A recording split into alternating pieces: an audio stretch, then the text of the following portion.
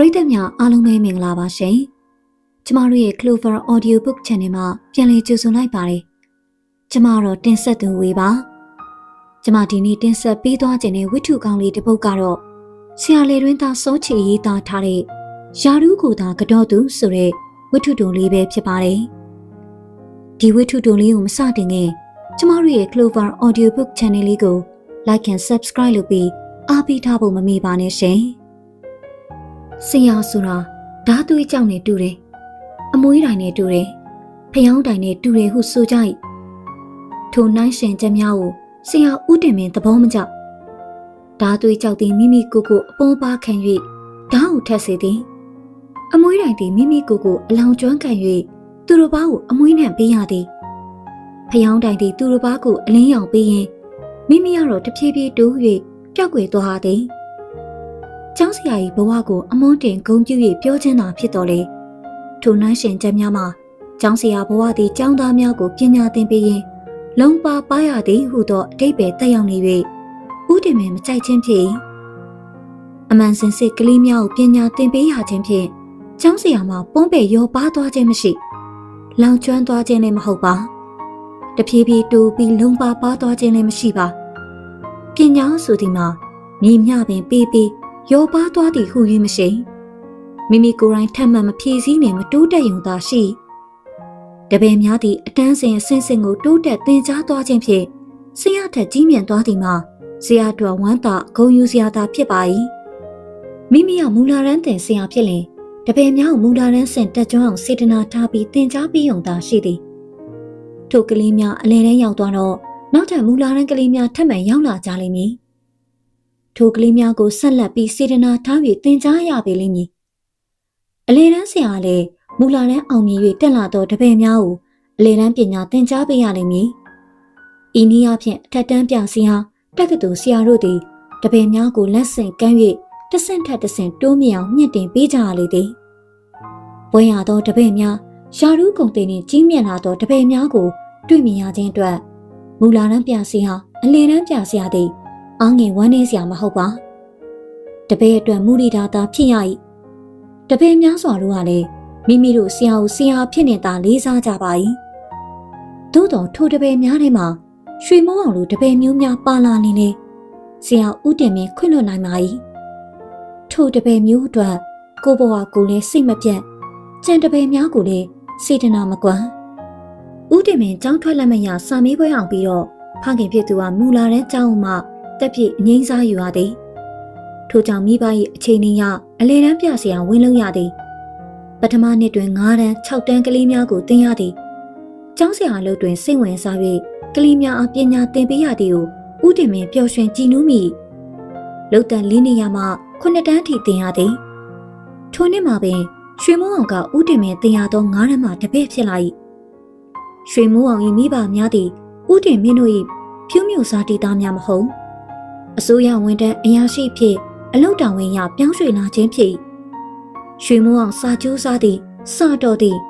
သို့တော့အရာရှိသားပြီးမျက်နှာထားတင်းညီသူနှင့်မြရောတဝင်ပေါင်းသိခြင်းမရှိဆရာများကိုပင်ယင်းနှခင်မင်းစွာဆက်ဆံခြင်းမပြုသို့တော့စာကျိုးစား၍စာတော်သောကြောင့်ရွှေမိုးအောင်ကိုဦးတင်မင်းသဘောကျပါ၏9တန်းမှ9တန်းအထိဦးတင်မင်း3နှစ်သင်ပေးလိုက်ရသည်ရွှေမိုးအောင်တန်းမြမကျအထက်တန်းသို့ရောက်သောအခါနဲ့ရွှေမိုးအောင်စားတော်ပါသည်ဖြူးမျိုးမှပင်10တန်းအောင်သွားသည်ရွှေမိုးအောင်တက္ကသိုလ်17သိန်းနှစ်မှာပင်သူမိဘများလည်းရန်ကုန်သို့ပြောင်းသွား၍ရွှေမိုးအောင်ဖြူးမျိုးနှင့်အဆက်အသွယ်ပြတ်သွားခဲ့၏ဦးတင်မင်းသည်အလဲတန်းပြဆရာလုံရင်းပင်ဘဝတူအလဲတန်းပြဆရာမတူနှင့်အိမ်တောင်ကြ၏ကျောင်းတာဝန်အိမ်တောင်တာဝန်မြို့ရွာ၏လူမှုရေးတာဝန်များကိုထမ်းဆောင်ရင်းဦးတင်မင်းအသက်40အရွယ်သို့ရောက်ခဲ့ပြီးသားသမီးများပင်အလယ်တန်းကျောင်းသူကျောင်းသားများဖြစ်လာကြပြီထို့အချိန်မှာပင်ဦးတင်မင်းတို့ဖြူးမြုပ်စင်းရုံသို့ရွှေမိုးအောင်လက်ထောက်ဆရာဝန်ဖြစ်နေရောက်လာ၏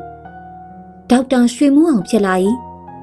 ဖြူးမြုပ်စင်းရုံသို့ရွှေမိုးအောင်ဆရာဝန်ဖြစ်ရောက်လာကြောင်းတပည့်ဟောင်းများပြော၍သိရတော့ဦးတင်မင်းဝမ်းသာအားတက်မိတနေ့တော့မမျှော်လင့်မဲလက်ဖေးဆိုင်တစ်ဆိုင်မှာဒေါက်တာရွှေမိုးအောင်နဲ့ဆရာဦးတင်မင်းတို့စုံမိကြ၏ဦးတင်မင်းဝမ်းသာအားရနဲ့ဒေါက်တာရွှေမိုးအောင်တို့စပွဲသို့တွားပြီးနှုတ်ဆက်၏ မင်းရွှေမိုးအောင်မဟုတ်လားကွာဦးတင်မင်းကဝမ်းသာအားရမေးလိုက်အော်ဟုတ်ပါတယ်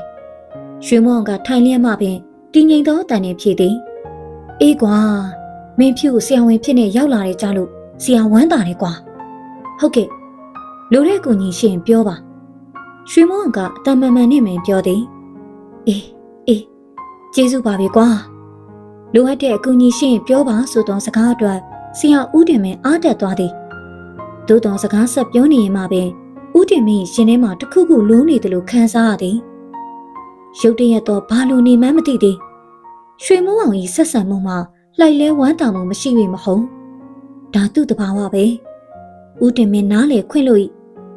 နောက်မှဦးတင်မင်းတတိထားမိသည်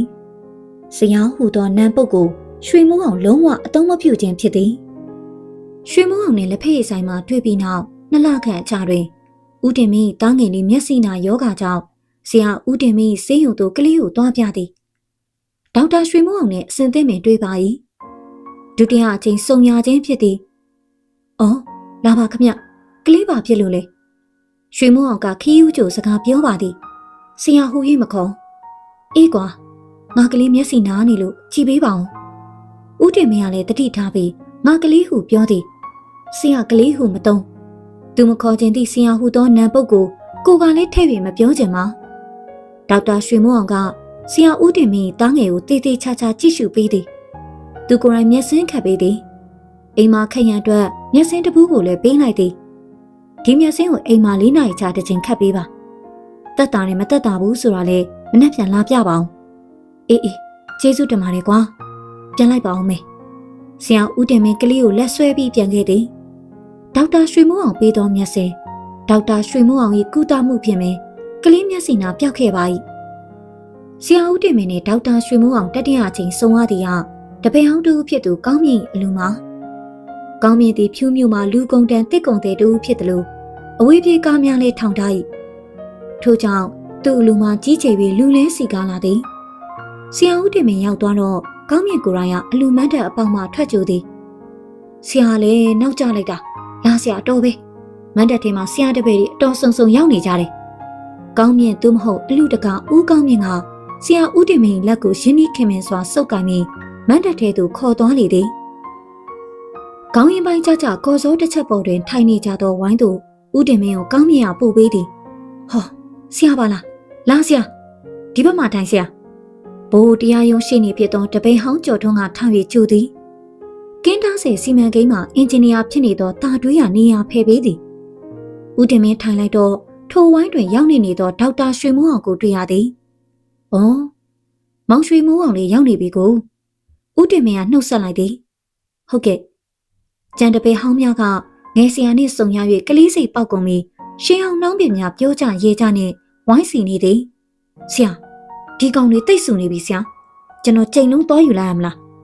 အလူတကောင်ဦးကောင်းမြတ်ရပါမနေနိုင်တော့ပဲဝိုင်းတဲသို့ဝင်လာလေဟုတ်တယ်ဆရာဒီလူတကောင်လည်းမန်းတက်တိုင်ပေါ်ခဏခဏတက်ဆော့နေတယ်ဆရာလိမ့်ကြလိုက်မယ်အဲ့ဒါမန်းတက်တိုင်အဖက်ခိုင်းပြီးရိုက်ပစ်ခဲ့ပါအောင်ဆရာရှင်းနေကြော်ထွန်းဤစကားကြောင့်အားလုံးကဝိုင်းကနေရှိကြ၏ထိုဝိုင်းတဲတွင်ထူးထူးခြားခြားနှုတ်ဆက်ပြီးအိန္ဒိယကြီးနေသူမှာဒေါက်တာရွှေမိုးအောင်ထိုချက်ကိုဥစွာတတိထားမိသူကအင်ဂျင်နီယာတာတွေးဟေးကိုရွှေမိုးအောင်ခမရလေးဆရာဦးတင်မင်းနဲ့တင်ဘူးတယ်မဟုတ်လားတင်ဘူးပါလေရွှေမိုးအောင်ရဲ့အတန်ကမြူးကြွနေသောအခြားသူတို့၏ကြားတွင်ထူးခြားစွာတည်ငြိမ်နေဟာတင်ဘူးတာပေါ့ကွာငါနဲ့သူနဲ့တခန်းလေးပဲဟာ9 တန်း6 တန်း9 တန်းအတူတူတင်ခဲ့တာပဲကွာရက်ွက်လူကြီးဖြစ်နေသောတင်ထေးကဝင်ပြော၏ဟုတ်တယ် तू ကအဲ့ဒီတော့မော်နီတာအခုရက်ွက်လူကြီးတို့တတလုံးဒီကောင်ဩဇာနဲ့ကိုမလွတ်နိုင်ဘူးရှင်နေကြော်ထွန်း၏စကားကြောင့်ဝါကနေကြီးကြပြန်၏ဒေါက်တာရွှေမိုးအောင်လည်းရုံးရောင်ပြုံးရင်းမှနေရာပြင်လိုက်လေသည်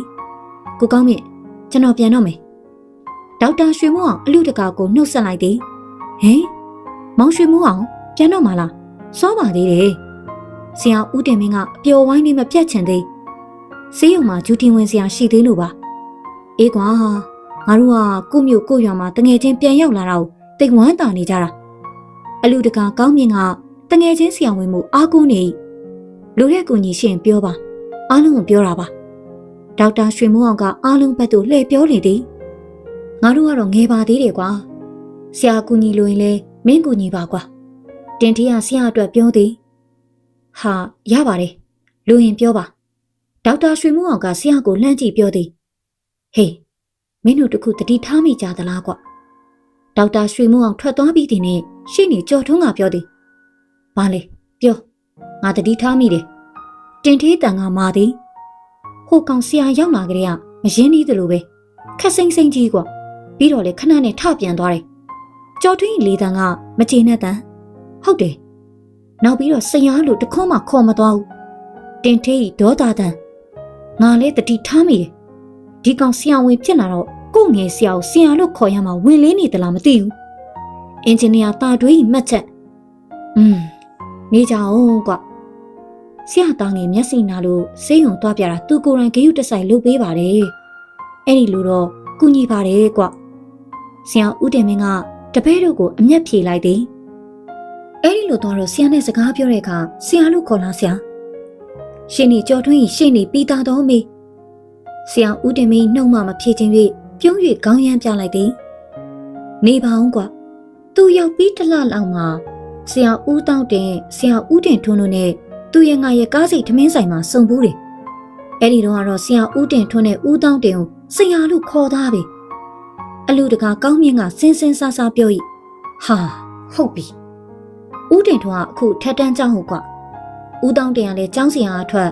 တက္ကသိုလ်ဆက်တက်ပြီးအခုမြို့နယ်စိုက်ပျိုးရေးအရာရှိကွာဆရာတွေကိုပြောင်းလဲတိုးတက်လာတဲ့ယာရုရှိမှလေးစားတာမျိုးလားကွာရှင်နေကြော်ထွန်းကမချိန်မနဲ့မေးလိုက်သည်ဟာဟုတ်တယ်ကွာသူ့ဆေးရုံကမြို့နယ်ဆရာဝန်ကြီးဆိုရင်ဒီကောင်ပြားနေတာပဲသူ့ဆရာကြီးအတွက်သူ့အကူကြီးတောင်းလို့ငါကားကူရတာကို၃កောက်ရှိသွားပြီသူ့ဆရာရန်ကုန်ပြောင်းကျင်တာကိုအကူကြီးတောင်းလို့လဲရန်ကုန်မှာရှိတဲ့ငါဦးလေးနဲ့ဆက်သွယ်ပြီးကူညီရသေးတယ်ကွာအလူတကာထောက်ခံသည်ဒါဖြင့်ဒီကောင်မေတ္တာစေတနာနဲ့ကျေးဇူးတရားကိုတန်ဖိုးမထားတတ်တဲ့ဆရာဝန်ပဲကွာရာလူအဆင့်ကိုပဲတိတ်အလေးနဲ့ထားတဲ့ခက်ညံ့ညံ့လူပဲတင်ထေးမှတ်ချက်ကပြင်းထန်လွန်လာသည်ကဲပါကွာဒီလောက်လေးမကြည်မနဲ့ဖြစ်မနေကြပါနဲ့ဆရာစိတ်ထဲမှာလဲဆရာမခေါ်လို့ဘလို့မှမအောင်မိပါဘူးသူလဲရောက်စားမို့ပြောချင်မရှိသေးလို့နေမှာပါနောက်တော့မင်းတို့နဲ့ပေါင်းပြီးကောင်းသွားမှာပါဦးတင်မင်းကခွင့်လို့စကားဆိုရင်တပည့်များကိုနှစ်သိမ့်လိုက်ပါ၏ကျွန်တော်ကတော့ဘလို့ပဲဖြစ်ဖြစ်ဆရာကိုငယ်ဆရာကိုဆရာလို့ခေါ်ရမှာဝင်လေးတာတော့မကြိုက်ဘူးကြော်ထွန်းကတော့တင်းပါစေတည်င်းကျုပ်ချောင်းပရက်တွင်ဆရာဦးတင်မဲပထမအစမ်းစာမေးပွဲအပြေလွှာများကိုအိမ်မှာစစ်နေစဉ်ဧည့်သည်၃ယောက်အိမ်ထဲသို့ဝင်လာကြ၏ဆရာခေါ်တန်ကြောင်း၍ဦးတင်မဲလှည့်ကြည့်လိုက်တော့ရှေ့နေကြော်ထွန်းဒေါက်တာရွှေမိုးအောင်နဲ့တသက်ရရဝစ်စားထားသောအခြားတစ်ယောက်ဆရာတို့မှတ်မိလားကြော်ထွန်းအမေးသည်ဦးတင်မဲကစာကြည့်မျက်မှန်ကိုဖြုတ်၍အသေးချာကြည့်လိုက်ဟင်မင်းမောင်တန်းစိန်မဟုတ်လားဟုတ်ပါရဲ့ဆရာကျွန်တော်6တန်းတော့ဆရာတပည့်ပါ။အိုးအေးမင်းနဲ့6တန်းတစ်နှစ်ပဲစုံလိုက်ရတာဆိုတော့ဆရာမင်းစဉ်းစားယူရတယ်။ထိုချိန်ကဖြူးမြူနဲ့ဆရာဝန်ကြီးတားဖြစ်သူတန်းစိန်သည်နောက်တစ်နှစ်တွင်သူ့ဖေအလုပ်ပြောင်း၍ဖြူးမြူမှပြောင်းသွားသည်ကိုဦးတင်မင်းတတိယမိသည်။အခုသူကဒီဖြူးမြူမှာမြို့နယ်ဆရာဝန်ကြီးဖြစ်နေပြောင်းလာတာဆရာ။ကြော်ထွန်းအောင်ဝင်ပြောလိုက်ဟာဟုတ်လားဝမ်းသာလိုက်တာကွာကဲထိုင်ကြပါအောင်ကျွန်တော်တို့မထိုင်သေးဘူးဆရာထိုင်ပါကျွန်တော်ဒီပြန်ရောက်ပြီးမင်းညဒီကိုကျော်ထွန်းတို့တငယ်ချင်းနဲ့ဆုံပြီးစကားပြောကြရင်ဆရာနဲ့လည်းတွေ့ကြတဲ့အကြောင်းပြောတာနဲ့ဒီနေ့ကိုကျော်ထွန်းကလိုက်ပို့တာကျွန်တော်ဆရာကိုကတော့ပြရစီဆရာမြို့နယ်ဆရာဝန်ကြီးဒေါက်တာတန်းစိန်ကဦးတင်မင်းရှေ့မှာရိုသေစွာထိုင်၍ကတော့သည်